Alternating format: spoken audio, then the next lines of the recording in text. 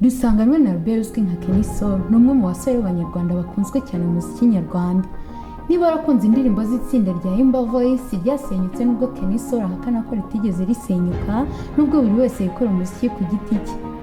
Kenny Soul wamenyekanye mu ndirimbo nyinshi zitandukanye zirimo Jolie, Say My Name, Forget n'izindi. Nyuma yo kurangiza kwiga mu ishuri ry'ibijyanye n'umuziki rya Nyundo, uyu musore yavutse mu mwaka w'1997. Uyu musore kandi yakoze amateka muri muzika nyarwanda.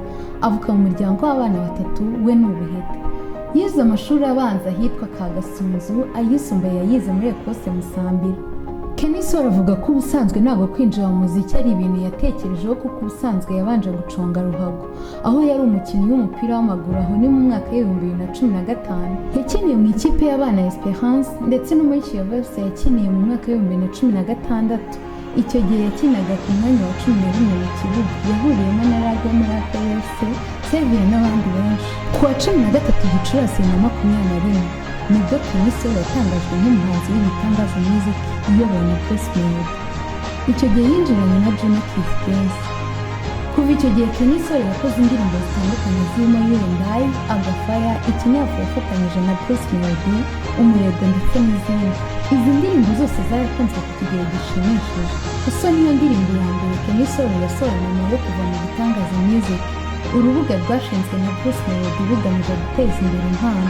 Mu ijoro rishyira ku wa gatanu tariki 25 Gashyantare 2022 habaye umuhango wo gutanga ibihembo witabiriwe n'ibyamamare muri muzika, sinema n'ibindi. Uyu muhango wabereye ahitwa Canal Olympia. Muri uwo muhango wo gutanga ibihembo, umuhanzi Kenny Soul yegukanye igihembo cy'umuhanzi ufite video ihiga izindi mu mashusho meza, Best Video of the Year, abikesha indirimbo ye bita Say My Name.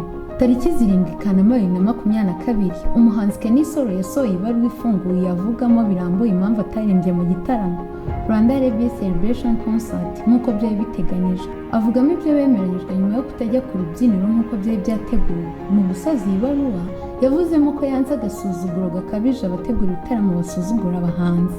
Tariki 30 Ukwakira 2022 umuhanzi Kenny Soul yegukanye igihembo cya Best Artist muri Kiss Awards.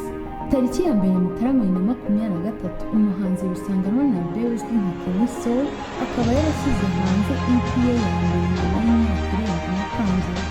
Kenny Soul kandi yigeze kuba yakundana n'umuhanzi Kazariye Ways.